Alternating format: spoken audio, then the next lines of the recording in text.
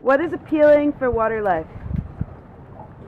I guess the question is, what is appealing to land life? Because on land we have all these restrictions, we have these club of laws which holding us so much apart to do anything constructive. And out here, it's a different situation. There's another man law. Whenever you put something floating, you have a vehicle. So that's kind of what you need to have a property. It's not the same on shore. At first I was a little afraid, but when I got to know that Collective is friendly and the way we all survive and make everything happen, I think that's the magic about it. How did I get involved in Floating City? Well, I moved to Denmark some years ago, 5 years ago, and then I went traveling for some years and was homeless on the streets of Copenhagen, and I met this crazy pirate community, and it just instantly it was home. So my proudest achievement of Floating City, I would have to say, was organizing the Trash Olympics, which was a race that we went around this harbor, and we made boats out of trash, and a bunch of different communities got together and raced these boats, and people fell in the water, and it was good fun. Our project was to build a geodesic dome tiny house that was floating on the water.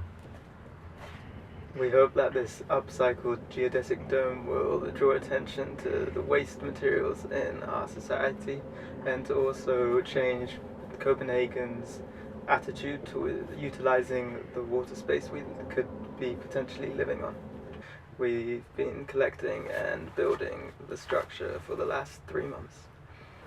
So getting involved with trashing for me was like the first time in a couple of years where I'd actually been a part of something where I had this burning passion for it, and it was just like finally getting a chance to kind of educate people and teach people about how fucking easy it is to just make those few little changes. It's nice to feel a part of something and appreciated for being a part of something, and that's a special thing and it's hard to come across.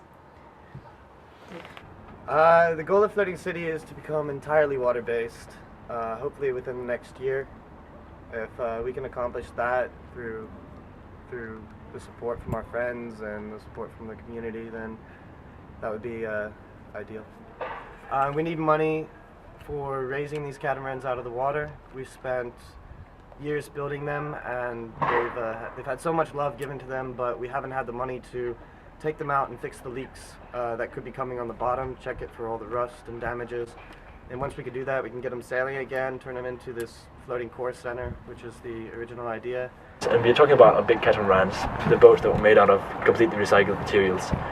They have been in water for a few years now, and the salt, weather and other natural conditions have really left it in bad shape. What we need to do is that we need to pull them out of the water, we need to fix them, fix the holes, fix the hull, so that we can put it back into the water and start constructing a permanent solution, a house, anything that we can use for workshop areas and a community area.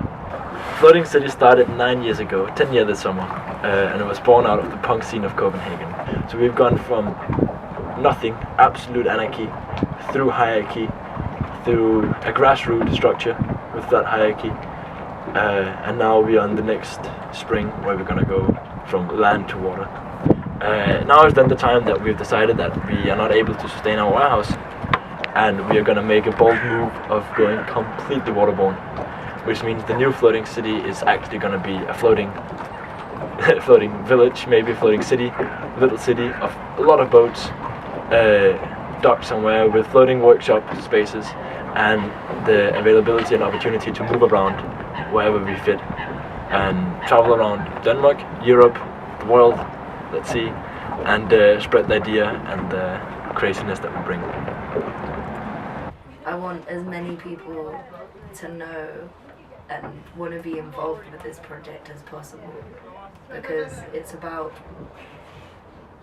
educating people into this way of thinking. So it's like turning all the kind of consumers that this world has into activists, turning consumers into wanting to do something about what consumerism has done to this planet, making people realize actually what they're contributing to, not what they're kind of living comfortably in.